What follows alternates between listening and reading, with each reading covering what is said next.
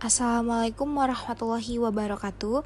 Kepada yang terhormat Bapak Irwan Siagian NPD selaku dosen pengampu mata kuliah teori belajar bahasa, dan kepada seluruh teman-teman yang saya banggakan, perkenalkan, nama saya Nabilah Nur Sabrina dengan NPM 224215270.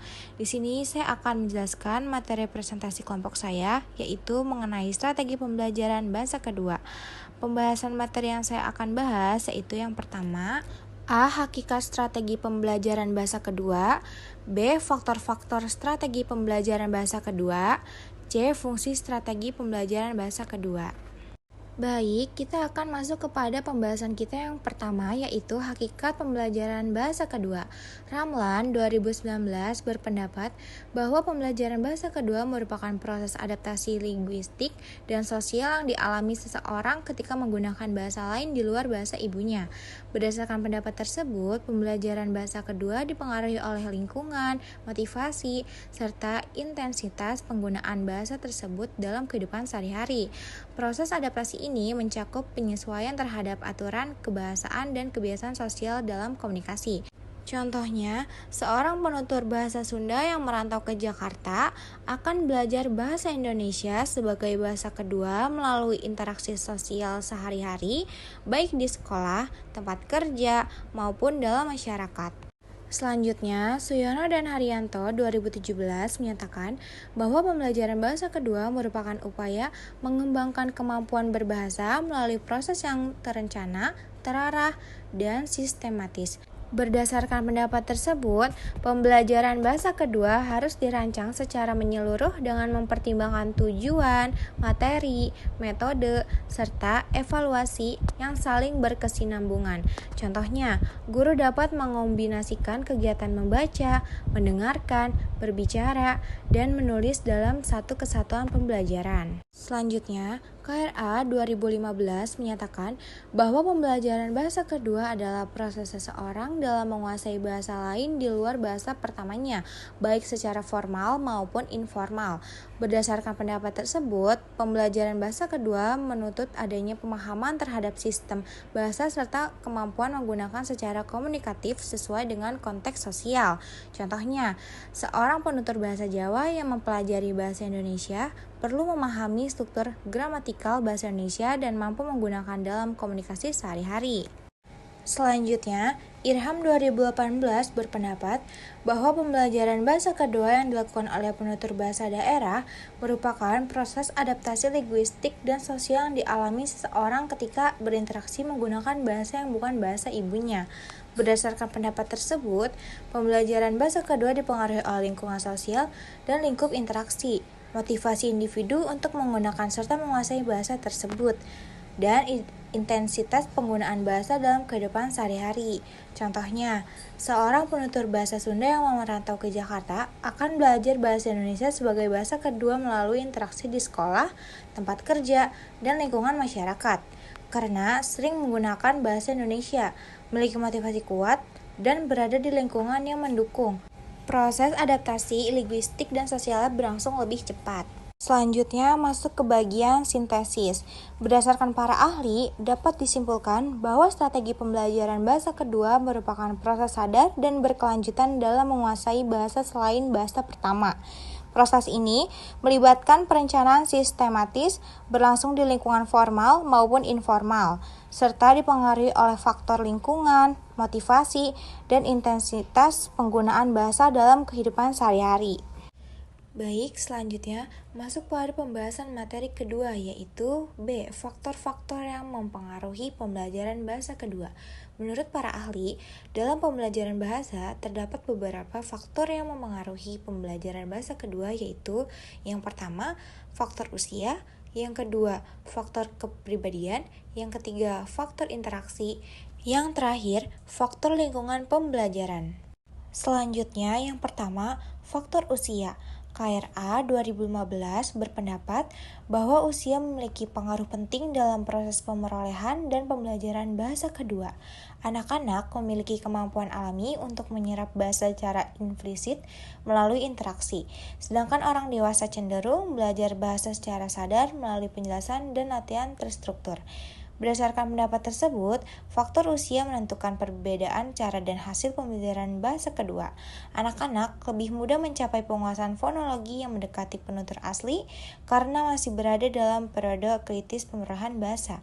Sedangkan pembelajar dewasa unggul dalam memahami aturan gramatikal dan penggunaan strategi kognitif. Contohnya, seorang anak yang sejak kecil tinggal di lingkungan dwibahasa akan mampu meniru pelafalan bahasa kedua dengan sangat baik, sementara orang dewasa yang baru mulai belajar bahasa tersebut cenderung masih memiliki aksen bahasa pertama. Selanjutnya, Rahmawati D. 2020 berpendapat bahwa usia tidak hanya memengaruhi kemampuan kognitif dalam belajar bahasa, tetapi juga sikap dan motivasi dalam berbahasa. Anak-anak memiliki rasa ingin tahu dan keberanian yang tinggi dalam menggunakan bahasa baru tanpa takut melakukan kesalahan. Berdasarkan pendapat tersebut, pembelajaran dewasa seringkali lebih berhati-hati dan cenderung ragu untuk berbicara karena mempertimbangkan ketepatan struktur bahasa.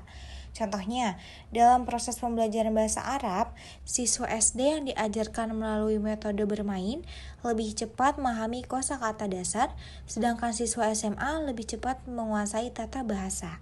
Selanjutnya, Nurjanah N. 2021 berpendapat bahwa faktor usia berkaitan dengan teori periode kritis, yaitu masa ketika kemampuan otak mempelajari bahasa berada pada tingkat tertinggi, umumnya pada usia anak-anak. Setelah masa ini, kemampuan menguasai aspek fonologis dan pelafalan bahasa baru menurun. Berdasarkan pendapat tersebut, usia menjadi faktor utama keberhasilan pemerolehan bahasa kedua. Anak-anak lebih mudah menyesuaikan diri dengan sistem bunyi dan struktur bahasa baru. Sedangkan pembelajar dewasa lebih sulit meniru pengucapan penutur asli. Contohnya, anak yang sejak kecil belajar bahasa Indonesia dan Jepang dapat berbicara dengan pelafalan alami. Sementara orang dewasa yang baru belajar bahasa Jepang cenderung memiliki aksen bahasa pertama yang kuat. Selanjutnya yang kedua, faktor kepribadian. Tarigan HG 2015 berpendapat bahwa keberhasilan pembelajaran bahasa sangat dipengaruhi oleh karakter psikologi siswa, termasuk kepribadian yang terbentuk melalui pengalaman sosial. Berdasarkan pendapat tersebut, dapat dipahami bahwa kepribadian berperan penting dalam keberhasilan belajar bahasa kedua. Sifat komunikatif, terbuka, dan percaya diri mendorong pembelajaran lebih aktif, berinteraksi, berani berbicara, dan tidak takut berbuat kesalahan. Contohnya, dalam kelas percakapan bahasa Inggris, siswa yang percaya diri akan sering mengajukan pertanyaan dan menjawab dengan lancar, sedangkan siswa yang kurang percaya diri lebih memilih diam dan hanya mendengarkan penjelasan guru. Selanjutnya, Afifah N. 2019 berpendapat bahwa faktor kepribadian berpengaruh besar dalam pemerolehan bahasa kedua. Individu ekstrovert lebih cepat menguasai bahasa karena aktif berkomunikasi, sedangkan introvert cenderung pasif sehingga proses belajarnya lebih lambat. Berdasarkan pendapat tersebut, kepribadian menjadi faktor penting dalam keberhasilan belajar bahasa. Siswa ekstrovert lebih sering berlatih berbicara dalam berinteraksi, sementara siswa introvert lebih pasif sehingga perkembangan kemampuan lisannya lebih lambat. Contohnya, siswa ekstrovert aktif menggunakan bahasa Inggris di kelas dan lingkungan sosial, sedangkan siswa introvert lebih memilih diam meskipun memahami materi. Selanjutnya, Mustoib 2021 berpendapat bahwa lingkungan pembelajaran berpengaruh besar terhadap pemerolehan bahasa kedua. Lingkungan yang kondusif, interaktif, memungkinkan siswa berlatih bahasa secara aktif, sehingga kemampuan berbahasa meningkat. Dukungan guru, teman, dan suasana kelas yang nyaman juga mendorong motivasi belajar. Berdasarkan pendapat tersebut, lingkungan belajar yang menyenangkan membuat siswa lebih percaya diri dan aktif berkomunikasi. Sedangkan lingkungan yang kaku dapat menghambat partisipasi. Contohnya, siswa yang belajar dalam suasana santai dan didukung pengajar yang sabar akan lebih berani berbicara dan berkembang lebih cepat. Selanjutnya yang ketiga, faktor interaksi. Mulyono 2016 berpendapat bahwa interaksi merupakan aspek penting dalam pemerolehan bahasa. Karena memulai kegiatan berbahasa secara langsung, pembelajaran pemerolehan pengalaman komunikatif yang memperkuat pemahaman dan kemampuan berbahasa mereka. Berdasarkan pendapat tersebut, dapat dipahami bahwa interaksi dengan penutur bahasa target membantu pembelajar menegosiasikan makna dan memperbaiki kesalahan secara alami, sehingga mereka memahami penggunaan bahasa dalam konteks nyata, bukan sekedar menghafalnya. Contohnya, ketika siswa berlatih berbicara bahasa Inggris dengan teman sekelas atau penulis asli, mereka akan belajar menyesuaikan pilihan kata, intonasi, dan struktur kalimat agar pesan tersampaikan dengan jelas. Selanjutnya, Holmes J. 2013 berpendapat bahwa faktor interaksi dalam penggunaan bahasa dipengaruhi oleh konteks sosial seperti hubungan antar penutur, status sosial, usia, dan situasi percakapan. Seseorang menyesuaikan pilihan kata, intonasi, dan kesopanan sesuai lawan bicara dan tempat berbicara. Berdasarkan pendapat tersebut, interaksi berperan penting dalam menentukan cara seseorang berkomunikasi agar efektif dan sesuai norma sosial. Contohnya, mahasiswa berbicara sopan kepada dosen, namun santai kepada teman sebaya, menunjukkan bahwa ragam bahasa dipengaruhi oleh konteks sosial dan situasi percakapan. Selanjutnya, KRA dan Agustina L. 2010 berpendapat bahwa interaksi bahasa dipengaruhi oleh faktor sosial dan situasional seperti siapa yang berbicara, kepada siapa, di mana, dan untuk tujuan apa. Bahasa dapat berubah sesuai konteks, menunjukkan sifat yang dinamis dan bergantung pada hubungan sosial. Berdasarkan pendapat tersebut, kesadaran terhadap konteks komunikasi membuat penutur mampu menyesuaikan tuturannya sehingga interaksi berjalan lancar tanpa kesalahpahaman. Contohnya, pegawai berbicara formal kepada atasan namun santai kepada rekan kerja, menyesuaikan dengan situasi dan lawan bicara. Selanjutnya yang keempat, faktor lingkungan pembelajaran. Mulyasa E. 2013 berpendapat bahwa lingkungan pembelajaran yang kondusif sangat penting untuk meningkatkan motivasi dan efektivitas belajar. Suasana kelas yang nyaman dan interaktif mendorong siswa menjadi lebih aktif dan percaya diri. Berdasarkan pendapat tersebut, lingkungan belajar yang positif tidak hanya mencakup kondisi fisik kelas, tetapi juga hubungan sosial serta penggunaan media pembelajaran yang menarik. Contohnya, penggunaan video, kuis digital, atau platform daring dapat menciptakan suasana belajar yang menyenangkan dan meningkatkan partisipasi siswa. Selanjutnya, Widianto E. dan Julaiha I. 2017 berpendapat bahwa lingkungan pembelajaran bahasa yang efektif ditentukan oleh dua faktor utama, yaitu lingkungan sosial dan lingkungan akademik.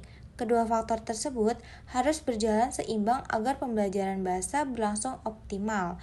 Berdasarkan pendapat tersebut, lingkungan pembelajaran yang mendukung dan komunikatif mendorong siswa untuk menggunakan bahasa dalam kehidupan sehari-hari, baik di dalam maupun di luar kelas. Contohnya, siswa yang sering berinteraksi dengan penutur asing atau aktif mengikuti kegiatan berbahasa di luar sekolah akan lebih cepat menguasai bahasa dibandingkan siswa yang hanya belajar dari buku teks. Selanjutnya, Mustaib 2021 berpendapat bahwa lingkungan pembelajaran sangat berpengaruh terhadap pemerolehan bahasa kedua. Lingkungan yang kondusif dan interaktif dapat mempercepat kemampuan berbahasa, didukung oleh suasana kelas yang nyaman, serta peran guru dan teman. Berdasarkan pendapat tersebut, lingkungan belajar yang menyenangkan dan mendukung membuat siswa lebih percaya diri dalam menggunakan bahasa baru, sehingga proses pemerolehan bahasa menjadi lebih efektif. Contohnya, siswa yang belajar dalam suasana santai dengan pengajar yang sabar akan lebih aktif berbicara dan bertanya, sedangkan lingkungan yang kaku justru menghambat partisipasi siswa. Baik, kita akan memasuki pada pembahasan materi yang terakhir, yaitu C. Fungsi strategi pembelajaran bahasa kedua. Menurut para ahli, dalam prinsip-prinsip belajar bahasa, strategi memiliki beberapa fungsi penting dalam proses pembelajaran bahasa kedua, yaitu yang pertama, fungsi kognitif, yang kedua, fungsi metakognitif, yang ketiga, fungsi sosial, yang terakhir, fungsi afektif. Selanjutnya, yang pertama, fungsi kognitif.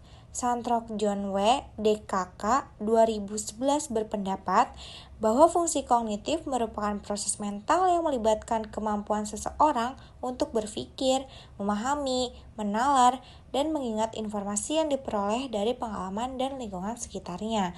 Berdasarkan pendapat tersebut, fungsi kognitif berlandaskan pada teori perkembangan kognitif yang menekankan bagaimana individu secara aktif membangun pengetahuan melalui interaksi dengan lingkungannya. Contohnya, dalam kegiatan pembelajaran, siswa menggunakan fungsi kognitif ketika mereka membaca teks, memahami makna isi bacaan, mengingat informasi penting, dan mengkaitkan dengan pengalaman pribadi agar mudah diingat dan diterapkan dalam situasi baru. Selanjutnya, Santoso R. 2016 berpendapat bahwa fungsi kognitif dalam pembelajaran bahasa mencakup kemampuan seperti persepsi, memori, dan pemecahan masalah yang membantu siswa mengolah informasi serta membangun pengetahuan bahasa secara bertahap. Berdasarkan pendapat tersebut, fungsi kognitif menjadi pondasi penting bagi keberhasilan belajar bahasa karena tanpa proses mental yang baik, informasi bahasa tidak dapat disimpan dan digunakan secara optimal. Contohnya, siswa yang mampu mengingat kosakata baru dengan baik dan memahami pola tata bahasa akan lebih mudah mengaplikasikan bahasa tersebut dalam percakapan sehari-hari.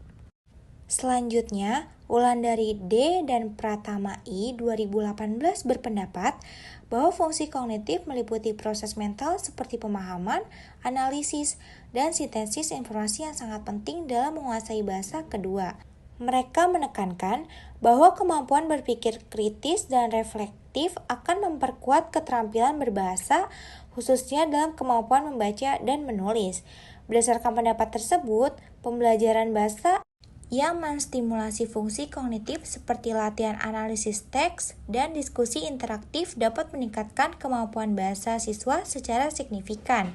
Contohnya, siswa yang diajak untuk menginterpretasi makna teks dan berdiskusi tentang isi teks tersebut akan mengembangkan kemampuan bahasa yang lebih mendalam daripada hanya menghafal kosakata atau struktur kalimat. Selanjutnya, yang kedua, fungsi metakognitif. Susanto A. 2013 berpendapat bahwa fungsi metakognitif berkaitan dengan kemampuan seseorang untuk merencanakan, memantau, dan mengevaluasi proses berpikir selama belajar. Berdasarkan pendapat tersebut, fungsi metakognitif berdasarkan teori perkembangan kognitif menekankan kesadaran dan pengendalian diri dalam berpikir, sehingga individu dapat mengatur strategi belajar secara aktif dan efektif. Contohnya, siswa menerapkan fungsi metakognitif ketika mereka merencanakan cara belajar, memantau pemahaman materi, dan mengevaluasi strategi belajar yang digunakan. Selanjutnya, Pratiwi N. dan Handayani S. 2019 berpendapat bahwa fungsi metakognitif dalam pembelajaran bahasa mencakup kesadaran diri siswa terhadap proses belajar dan kemampuan mereka untuk memilih serta mengontrol strategi belajar yang paling sesuai.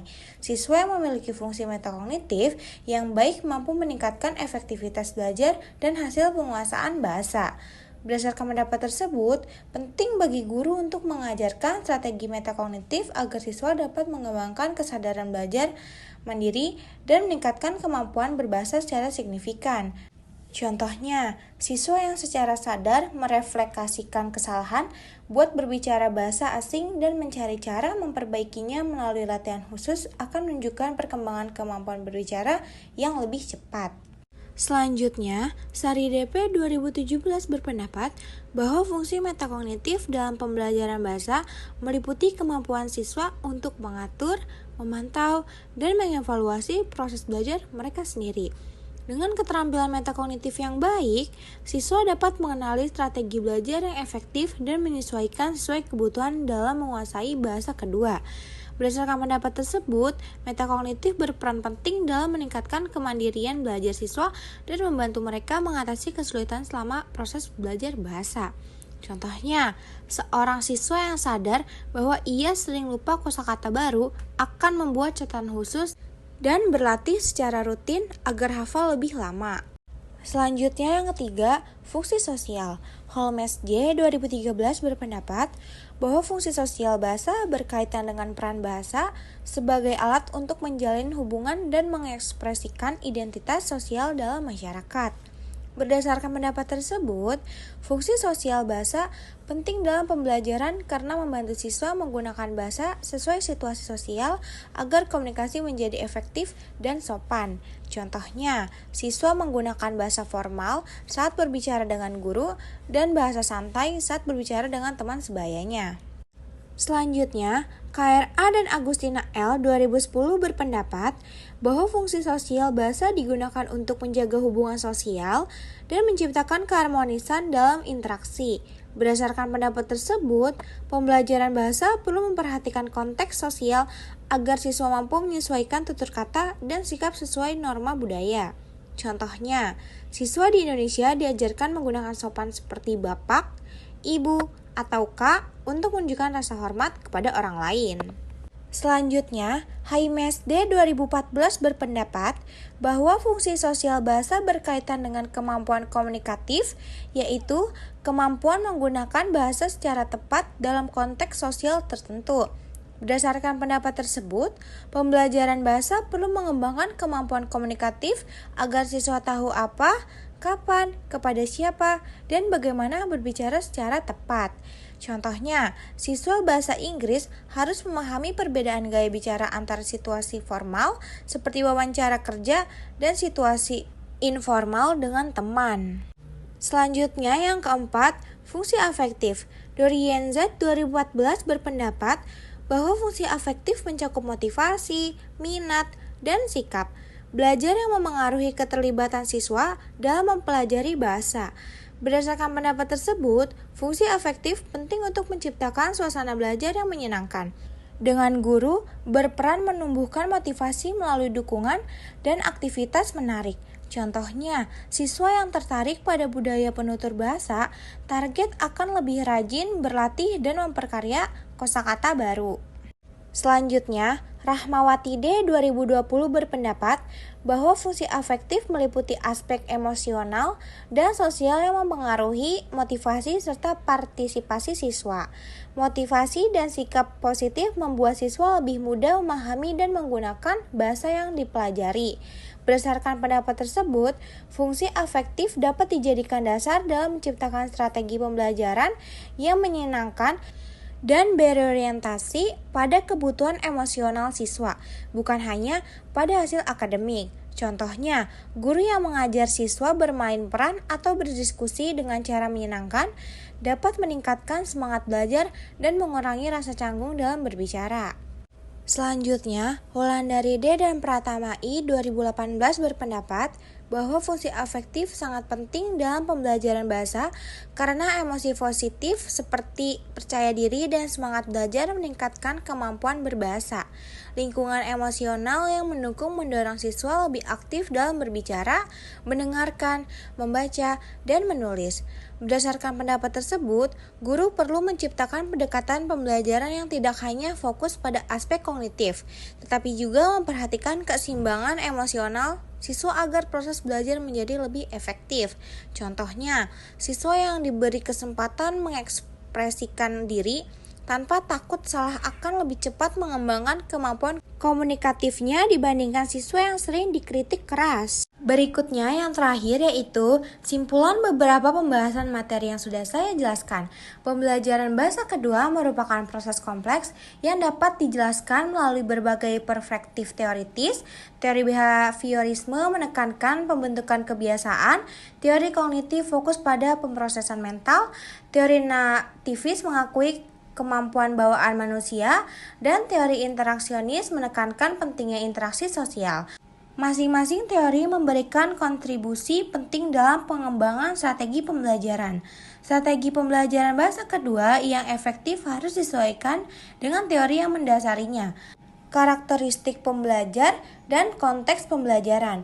Pemahaman yang komprehensif tentang teori dan strategi pembelajaran, serta kesadaran terhadap faktor-faktor yang mempengaruhi pembelajaran, sangat penting bagi pendidik dan pembelajar bahasa kedua. Berikut adalah daftar pustakanya. Sekian pembahasan materi dari saya mengenai strategi pembelajaran bahasa kedua. Terima kasih kepada Bapak Irwan Siagian NPD selaku dosen pengampu mata kuliah teori belajar bahasa, dan terima kasih juga saya ucapkan kepada seluruh teman-teman yang sudah bersedia menonton dari awal hingga akhir. Kurang lebihnya mohon maaf. Wabillahi taufiq wal hidayah. Wassalamualaikum warahmatullahi wabarakatuh.